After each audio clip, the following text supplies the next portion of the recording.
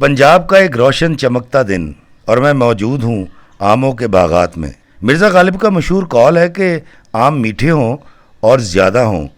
यहाँ ज़्यादा नहीं, बहुत ज़्यादा आम हैं। कभी कभी सोचता हूँ कि अगर आम ना होते तो क्या होता, मगर फिर हर फल खाने के बाद अल्लाह का शुक्र अदा करता हूँ, क्योंकि मालिक का पैदा करदा हर फल खाने के बाद यही ख्याल आता है कि अगर ये फल ना होता तो क्या होता। अल्लाह पाक कुरान पाक में फरमाता है कि फ़बी अय्यि आलाए रब्बिकुमा तुकज़्ज़िबान, और तुम मेरी किस किस नेमत को झुटलाओगे।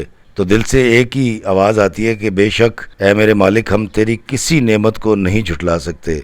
ये आमों के बागात हैं जो फलों से लदे हुए हैं। आज का वीडियो शुरू करने से पहले आए आपको सुनाते हैं बाग में चहकने वाले परिंदे की खूबसूरत आवाज़।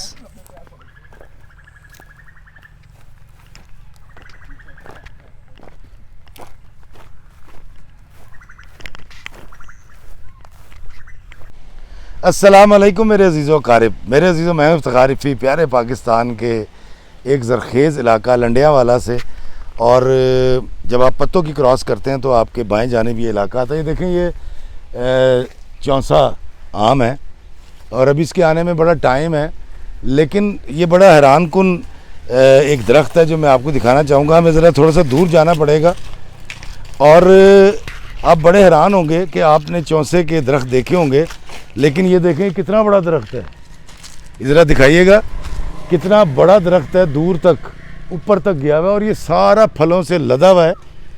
और यहाँ पर जो है वो चौंसा आम जो है वो तैयार हो रहा है। और मैंने सोचा कि मैं आम के बाग में जाऊँ और आपको दिखाऊं कि आम कैसे उगते हैं। और अगर इस तरफ देखें आप, ये देखें सारा फल ही फल लदा हुआ है। ये देखें, ये देखें, यहाँ पर आम ही आम है। और मैं आपको दोसेरी आम का भी पौधा दिखाता हूँ, और उससे पहले मैं आपको दिखाता हूँ कि अनवर लटोर जो है वो कहाँ लगा हुआ है। बड़ा खूबसूरत बाग है, बड़ा ज़रखेज़ बाग है। और अगर हम इस तरफ आएँ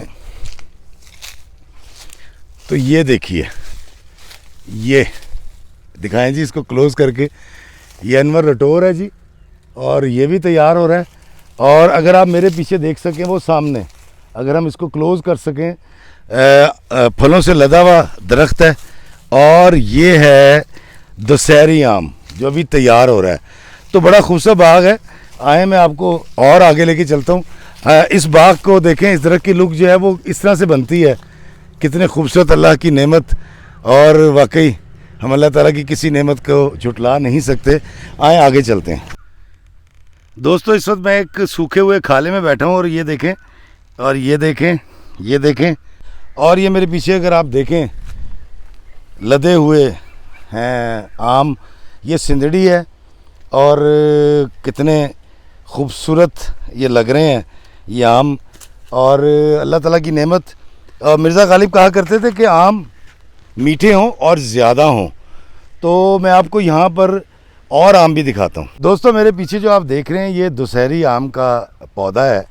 और मैं आपको बताता हूँ कि मैं इतनी दूर ट्रैवल करके इसलिए आया ताकि आपको दिखा सकूँ। जिस तरह मैंने आपको चौंसा आम का इतना बड़ा दरख्त दिखाया, और वो एक सीज़न के अंदर इतना बड़ा दरख्त है जो है वो कम से कम 15 से 20 मन फल देता है। लेकिन ये 20 से 25 मन एक दरख्त एक सीज़न में फल देता है। देखिए किस तरह से लदा हुआ है। ऊपर से अगर आप दिखाएं, ज़रा काइंडली दिखाइएगा ऊपर से नीचे तक। यहाँ पर आने का मकसद सिर्फ ये था कि मैं आपको ये पौधे दिखाऊं, क्योंकि ये इन पौधों की उम्र जो है वो 20-20, 25-25 साल है। इसको आप करीब से देखें, देखें यहाँ दोसेरी आम किस तरह से लदा हुआ है। ये आप गौर कीजिए कि मैंने तो आज तक ऐसे नहीं देखे आम के पौधे जहाँ इतना फल हो। और अगर हम इसके अंदर आ जाएं तो आप ये देखिए, ये इसका तना है और उसके बाद इसका फैलाव देखिए कितना ज़्यादा है।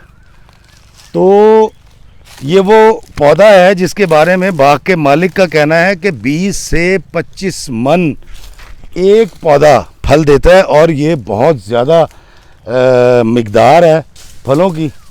और ये देखिए जिस तरफ आप चले जाएं फल ही फल लदा हुआ है।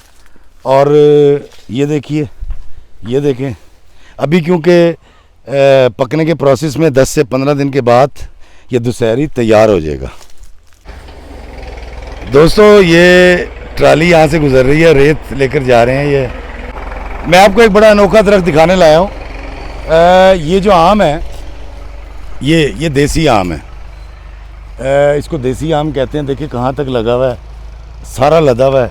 लेकिन बड़ी हैरानकुन बात ये है कि ये वाली जो टहनी है, ये जो तना ऊपर जा रहा है, ये सारा का सारा दुशहरी है। एक दरख्त में पेवंदकारी करके 2 तरह के आम उगाए गए हैं इस दरख्त के ऊपर। ये एक बड़ा अच्छी एक टेक्निक है जिसके तहत पाकिस्तान में बड़ा काम हो रहा है। दोस्तों सड़क के उस पार जो आप देख रहे हैं एक बहुत बड़ा बाग है। ये सारा का सारा बाग जो है दुशहरी आम का है। यहाँ पर दुशहरी आम उगाए गए हैं।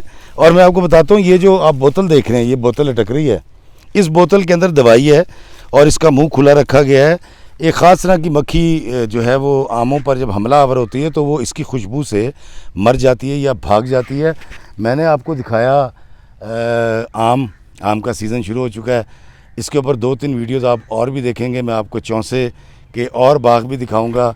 अभी मुझे दीजिए इस बाग से इजाज़त, इस दुआ के साथ कि अल्लाह ताला हमें आम की तरह मीठा बोलने की, मीठा बरतने की, मीठा सुनने की तौफीक अता फ़रमाए। अल्लाह हमें आसानी अता फ़रमाए और आसानी तकसीम करने का शर्फ अता फ़रमाए। आमीन। अस्सलामु अलैकुम व रहमतुल्लाहि व बरकातहू। मित्रों ते बेलियो, मैं तुहानू एक बड़ी वक्री जी गल दस लवां।